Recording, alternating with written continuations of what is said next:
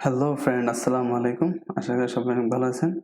গত ভিডিওটিতে মূলত আমরা দেখছি কিভাবে একটা পিওর ডেটাবেস ক্রিয়েট করা যায়।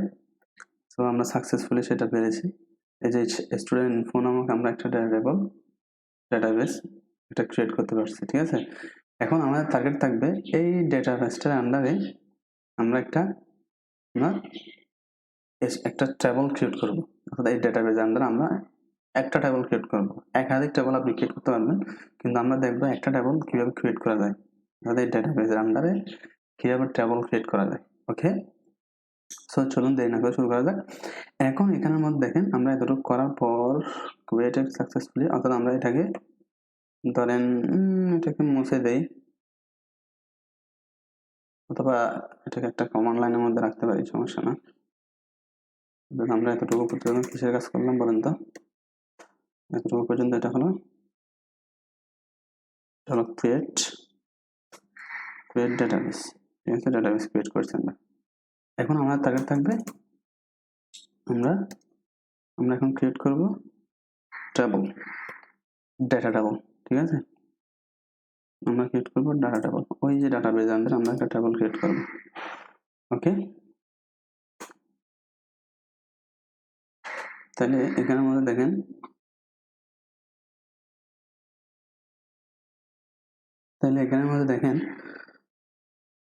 সেটা হলো আমাদের এখন এখানে একটা এলিমেন্ট বাড়বে। কি বাড়বে বলুন তো? কারণ আমরা এখন অলরেডি ডেটাবেসটা ক্রিয়েট করে ফেলছি, ঠিক আছে। সো আমরা ডেটাবেসটাকে একটা ভেরিয়েবলের মধ্যে রাখলাম, ধরেন ডেটাবেস, ঠিক আছে। ডেটাবেসটা একটা ভেরিয়েবলের মধ্যে রাখলাম, সেটার নাম কি বলেন তো? আমাদের ডেটাবেসটার নাম কি ছিল?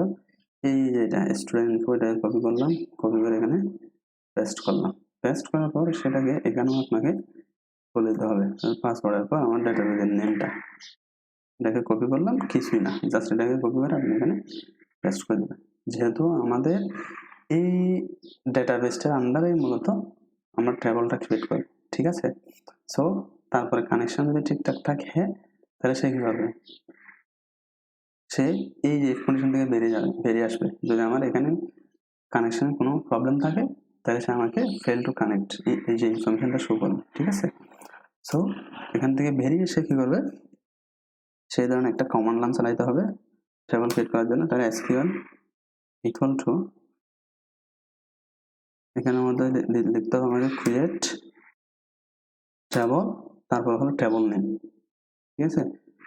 তাহলে ধরেন আমি টেবল নেম দিছি ইউজার্স। তাহলে এখানের মধ্যে কি বললাম? কমান্ড লাইনটা কি? কমান্ড লাইনটা হলো ক্রিয়েট টেবল নেম, ঠিক আছে। তাহলে আমি টেবল নেম এখানে কি দিলাম বলুন তো? আমি এখানে টেবল নেম দিলাম ইউজার্স।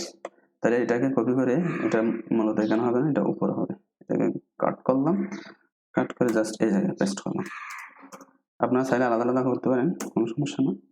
তাহলে ইউজার্স, আর ইউজার্সের আন্ডারে কতগুলো ফিল্ড থাকবে, ফিল্ডগুলোকে আপনাকে বলে দিতে হবে, ঠিক আছে। আপনার তার আন্ডারে আমি কি কি ফিল্ড রাখতে যাচ্ছি, একটা স্টুডেন্টের কি কি ইনফরমেশন আমি কালেক্ট করতে যাচ্ছি, সেই জিনিসগুলো আপনাকে এখানে বলে দেওয়া লাগবে। তাহলে সাধারণত এখানে টেবলগুলো ক্রিয়েট করতে হলে ডিফল্টভাবে আপনাকে একটা প্রাইমারি কি ক্রিয়েট করতে হবে। যে কোনো একটা ফিল্ডকে, যে কোনো একটা অ্যাট্রিবিউটকে, এগুলোকে অ্যাট্রিবিউট বলা হয় সাধারণত, যে কোনো একটা অ্যাট্রিবিউটকে আপনাকে প্রাইমারি কি হিসেবে ডিক্লেয়ার করতে হবে। ধরুন আমি এখানে একটা নিলাম, ধরুন আইডি নেওয়ার পর এটার ডাটা টাইপটা বলে দিলাম। এটা ডাটা টাইপটা কীভাবে বলুন তো? ধরুন আমি এটা ডাটা টাইপ দিলাম ইন্টিজার। তারপরে এটার কিছু গুণ আছে, সেটা হলো আনসাইন্ড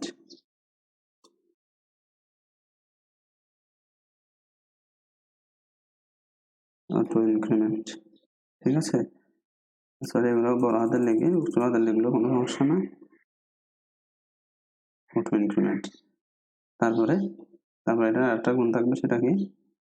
এটা হলো প্রাইমারি কি, বুঝছেন? আশা করি বুঝছেন। এতটুকু যদি বুঝে থাকেন তাহলে আমরা এখানের মধ্যে তাহলে একটা আইডি নিলাম, স্টুডেন্টের একটা আইডি। আচ্ছা সরি, এখানের মধ্যে কমা হবে না, ঠিক আছে। কমা হবে একদম শেষে গিয়ে। অর্থাৎ আমরা আইডিটাকে প্রাইমারি কি হিসেবে ডিক্লেয়ার করে দিচ্ছি এখানে, ঠিক আছে। আপনি যেই অ্যাট্রিবিউটকে চান ওই অ্যাট্রিবিউটকে করতে পারবেন। তাহলে আইডিকে ডিফল্ট ভাবে আমরা রাখলাম, এটা অটো ইনক্রিমেন্ট হবে 1 2 3 এভাবে, ঠিক আছে। তারপর আমরা রাখলাম ধরেন স্টুডেন্টের কি রাখতে পারি, ফার্স্ট নেম, ঠিক আছে। তাহলে এটার ডাটা টাইপ হতে পারে, এটার ডাটা টাইপ হতে পারে বার্কার 255 দিলাম, আর এটা কোনো সময় কি হতে পারবে না, নট নাল, ঠিক আছে, এটা নাম হতে পারবে না। তারপর দিলাম ধরেন লাস্ট নাম, স্টুডেন্টের লাস্ট নেমটাও কালেক্ট করবো, তাহলে দিলাম বার্কার, এটা হলো রেঞ্জটা, অর্থাৎ 255টা ক্যারেক্টার আপনি ইউজ করতে পারবেন সর্বোচ্চ, ঠিক আছে, সর্বনিম্ন আপনার যতটা ইচ্ছা, বুঝছেন। তারপর এটা এখানে কমা দিলাম, কমা দেওয়ার পর ধরুন আমি স্টুডেন্টের ইমেলটাও চাচ্ছি, সেক্ষেত্রে ইমেল বার্কার মানে হলো ক্যারেক্টার টাইপের ডাটা টাইপ, ঠিক আছে, এগুলো হলো ডাটা টাইপের, আপনি ডাটাটা টাইপ বলে দিচ্ছেন, ঠিক আছে, এটাও নট নাম, অর্থাৎ অবশ্যই আপনাকে ফিল আপ করতে হবে, এগুলো রিকোয়ার করে দিচ্ছেন, বুঝছেন এতটুকু, আশা করি কোনো সমস্যা না এতটুকুতে। তাহলে আমি কি করলাম, প্রথম আমার যে অ্যাট্রিবিউটের নাম সেটা হলো আইডি, যেটা হলো ইন্টিজার, আর এটার রেঞ্জ হলো 5টা ক্যারেক্টার আপনি ইউজ করতে পারবেন, ঠিক আছে, এবং সেটা হতে হবে আপনার সবগুলো ইন্টিজার, এখানে ক্যারেক্টার ডাটা ইউজ করতে পারবেন না। এটা হলো আনসাইন অটো ইনক্রিমেন্ট, মানে হলো এটা মানে আপনি যতগুলো ডাটা আপনি ইনসার্ট করবেন এটা অটো ইনক্রিমেন্ট হয়ে যাবে, আপনি ফার্স্টে করলেন 1, এরপর করলে এটা অটোমেটিকলি 2 হয়ে যাবে, এরপরে 3, এবার 4, ঠিক আছে। আর এটা হবে প্রাইমারি কি, ইউনিকলি আইডেন্টিফিকেশন, অর্থাৎ যে কি সাহায্যে সাধারণত আমরা কোনো একটা ডাটা টেবিলে মানে স্পেশাল ভাবে চিনি, এটাই হলো প্রাইমারি কি, ঠিক আছে।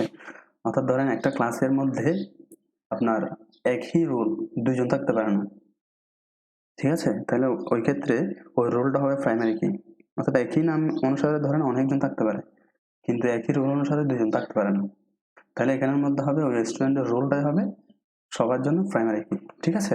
আমি রোল দ্বারাই চিনব কে কোনটা। রহিম নামে অনেকজন থাকতে পারে, কিন্তু রহিম নামে অনেকজন থাকলেও এদের রোল ভিন্ন ভিন্ন হবে, ঠিক আছে, তাহলে আমি রোল দ্বারা চিন্তা করতেছি কোনটা কে, ঠিক আছে। ওকে, এতটুকু যদি বোঝার পর আমরা কি করবো দেখেন, এরপরে কাজটা হলো আমাদের কোয়েরি করা, তাহলে কানেকশন ওই যে আগের কনসেপ্টটাই কোয়েরি আমি কাকে কোয়েরি করবো, এই যে এসকিউএলটাকে কোয়েরি করলাম, যদি সেটা কি হয় সবকিছু ঠিকঠাক থাকে, এটাকে একটা কন্ডিশনে রাখি, সেটাই ভালো, আপনার তাহলে অনেকভাবে করা যায়, তাহলে এটাকে ধরেন একটা কন্ডিশনে রাখলাম, যদি সবকিছু ঠিকঠাক থাকে তাহলে সে আমাকে কি করবে, ইকো করবে বলেন তো, কানেকশন যদি সত্য হয় তাহলে সে আমাকে বলবে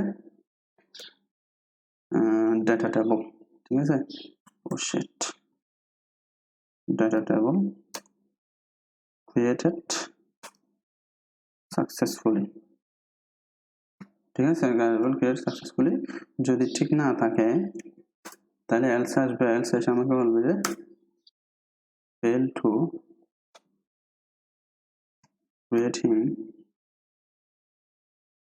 creating database, ঠিক আছে।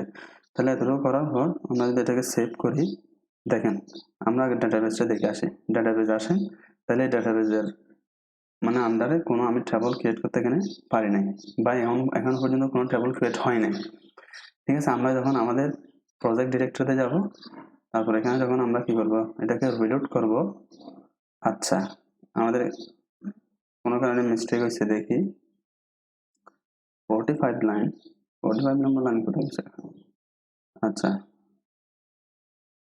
45 লাইন, আচ্ছা এখানের মধ্যে এই যে এটাতে কমেন্ট করে নাই, ওই জন্য আমাদের রং দেখাচ্ছে মূলত। তারপর আমরা যখন এটাকে সেভ করব, আবার সেভ করে আমরা যখন আমাদের প্রজেক্টটাকে রিলোড করব, wow, data table created successfully, আমরা সাকসেসফুলি আমাদের ডাটা টেবলটা ক্রিয়েট করতে পারছি, দেখি ক্রিয়েট হয়েছে কিনা।